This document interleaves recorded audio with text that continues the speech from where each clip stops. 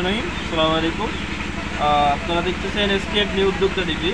আজকে আপনাদের নিয়ে আসছি আমাদের টাঙ্গাইল জেলা মির্জাপুরে। এটা হচ্ছে আপনার মজিবপুর গ্রামের নাম। এখানে আমাদের একটা 2.4 ঘনমিটার বায়োগ্যাস প্ল্যান্ট তৈরি হচ্ছে।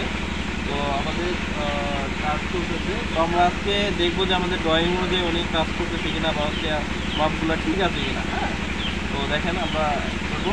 বাইকটা এদিকে আসেন, দেখেন আপনার ইনলেট পাইপ থেকে সেন্টার পাইপের দূরত্বটা নিব আর কি।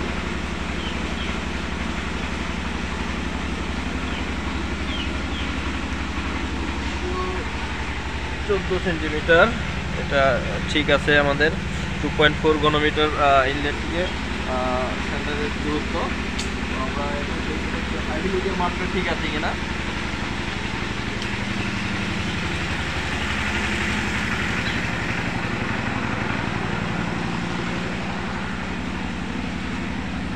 এদিকে আসুন, মাইট করে তো ধরেন।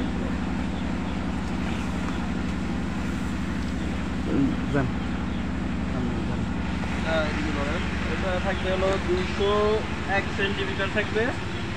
এটা আছে হলো 203 সেন্টিমিটার, তার মানে হচ্ছে 2 সেন্টিমিটার বড় আছে, সমস্যা নাই। তো আমাদের ড্রয়িংয়ের 5 সেন্টিমিটার প্লাস মাইনাস দেওয়া আছে। এখানে আরেকটা মাপ আছে, এইটাও ঠিক আছে। তো যাই হোক দর্শক, এই হচ্ছে আমাদের বায়োগ্যাসের ভিতরের দৃশ্য। হ্যাঁ, সব প্ল্যান্টে নামা যায় না অবশ্যই, অনেক সময় পানি থাকে, সব প্ল্যান্টে আমরা নামতে পারি না। যেসব প্ল্যান্টে নামার সুযোগ আছে আমরা নেমে দেখি আর কি।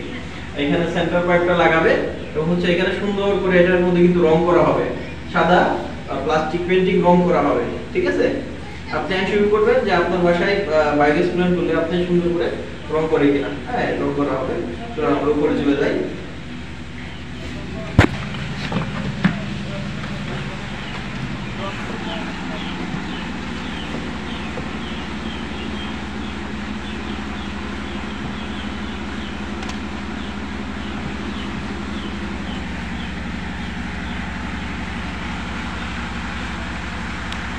যাই হোক দর্শক, আপনাদের আজকে আমাদের বায়োগ্যাসের বিভিন্ন মাপ সম্পর্কে বললাম এবং জানাইলাম।